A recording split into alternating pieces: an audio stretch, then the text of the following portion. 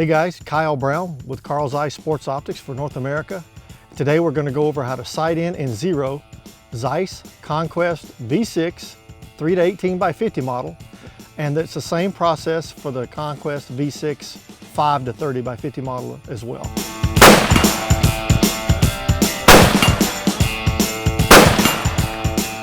If you like what you just saw downrange, you got to prepare at the range.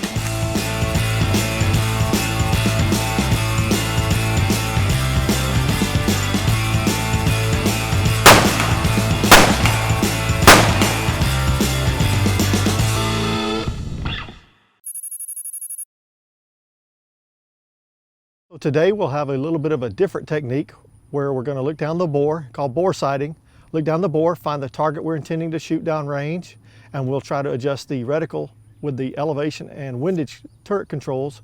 So let's get started. Rule number one in this process is you want to have your scope set to its maximum magnification. Now we'll go ahead and look down the bore itself. We've removed the bolt from the bolt action rifle. We're trying to get a nice alignment. This is a bit of a finesse process, and if you're willing to be patient, this will save you a lot of aggravation and ammunition and time. So it looks like I got pretty good elevation already, not too much to work with, and windage was quite a bit off. So let's see what we've got now. Remember, we're trying to get the target downrange centered up with the bore itself. Once we have that, carefully look back up at the scope and see how close we are. Right now I feel comfortable that we're close enough, so let's go ahead and get a few shots downrange. I'm going to aim at the lower, larger bullseye downrange.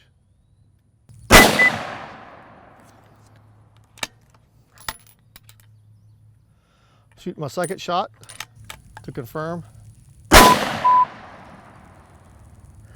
So we're going to go ahead and adjust the rifle scope reticle to the bullet hole. So what we're going to do there is adjust the elevation turret and the windage turret to coincide with the point of impact downrange, with the bullet's point of impact downrange. Here's where you want to be patient. Get a nice steady rest.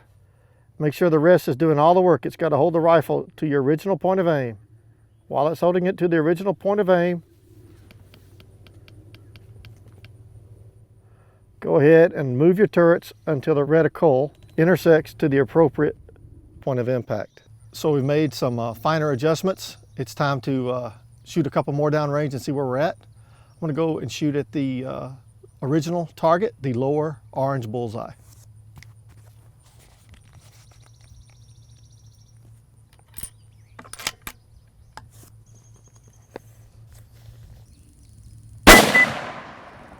Well guys, this is why I love the 3 to 18 by 50. Not only is it precise, accurate, and repeatable, but through this at 18 power, this glass and the light on target, I can see that I've pinwheeled that target downrange. I don't need to look through the spot or anything. That's how nice this glass and these optics are. That shot fluoride glass is a beautiful, beautiful image. Gives me a tremendous amount of resolution power, and the contrast is exceptional. I'm going to go ahead and shoot a second shot just because I enjoy doing this. But for all practical purposes, it looks like I'm sighted in.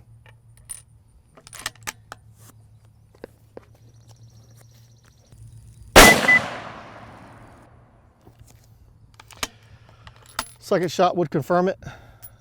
Now that we have it sighted in, now we need to finish our zero process by setting the ballistic stop and re-indexing the turrets to zero to include both windage and elevation turrets.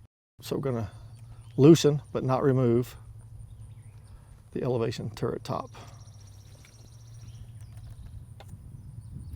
2 set screws. We're simply going to loosen them but not remove them.